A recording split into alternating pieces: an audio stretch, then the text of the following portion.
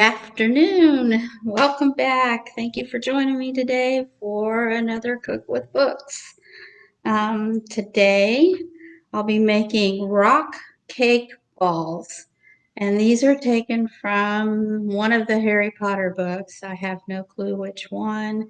Um, Heather, our teen librarian, is doing Harry Potter month in August, and she's kicking it off Friday, I believe. So check out our website and you'll see all about it. So um, today we're going to do a recipe that was served in one of the books. And they're really good and really easy to make. They'd be fun to make with your kids or your grandkids. So keep that in mind. Um, so the ingredients you need for today: a cup of all-purpose flour, 8 tablespoons of butter cut into pieces, and it needs to be cold, 1 teaspoon of baking powder, a fourth cup of granulated sugar, a half a cup of dried cranberries. I used craisins, half a cup of mini chocolate chips, and I always fudge and put a little bit more in. Nothing wrong with that. A fourth a cup of chopped sliced almonds toasted, 1 egg at room temperature, and 2 tablespoons of whole milk. Here's the recipe card. If you need me to email this to you, I'd be glad to do that. I've had several people ask for recipes through all of these that I've been doing. I appreciate that, and I'm happy to do it. So, so just a note, I had never toasted almonds before. I guess I just don't use toasted almonds, but it's really easy. The first thing you do is preheat your oven about 300 degrees, and you spread your sliced almonds on a baking dish or a cookie sheet and bake them for about 8 minutes.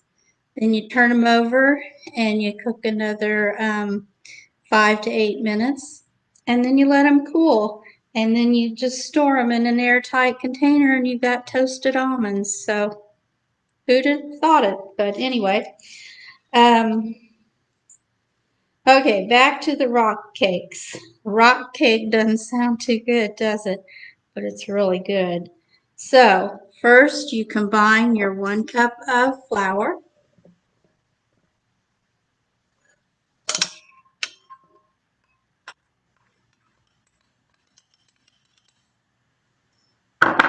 and your 1 teaspoon of baking powder,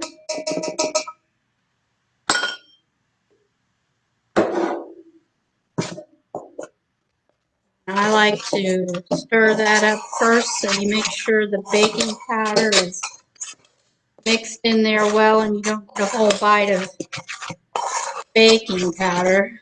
Funny story, last week when I did the chicken salad, I hadn't, guess I hadn't stirred the garlic powder in very well, and the bite that you saw me eat, that was mostly garlic powder. So I hope you didn't see me kind of grimace, but anyway, it was really good though after I realized what I did. And that chicken salad was a lot better the second day. That made the all of the flavors kind of meld together. Okay, I think I've got that good enough. Okay, then you add the cold butter pieces. And I don't know if you can see that. I should have used something besides white to put the butter in, but I used real butter, and it's cold, and I just kind of took a little sharp knife and chopped it up a little bit.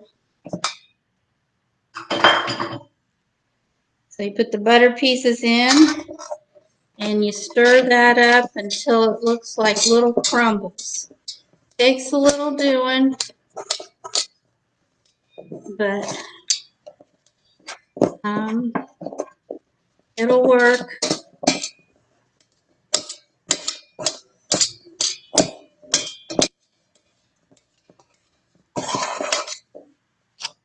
Hope you're enjoying your day.